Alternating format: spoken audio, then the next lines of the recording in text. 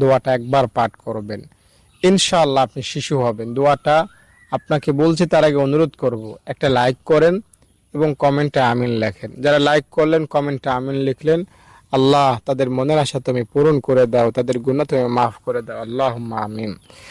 দর্শক, দোয়াটা হলো আশহাদু আল্লা ইলাহা ইল্লাল্লাহু ওয়া আশহাদু আন্না মুহাম্মাদান আবদুহু ওয়া রাসূলুহু।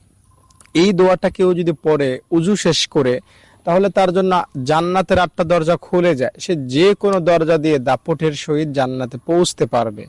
আজানের পরে কেউ যদি দোয়াটা পড়ে, তার গুনাহ মাফ হয়ে যায়। এই দোয়াটার কারিশমা, ক্ষমতা, অ্যাকশন অনেক। একটা হিন্দু যদি এই দোয়াটা পড়ে মুসলমান হয়, তার সারা জীবনের সব গুনাহ মাফ হয়ে যায়।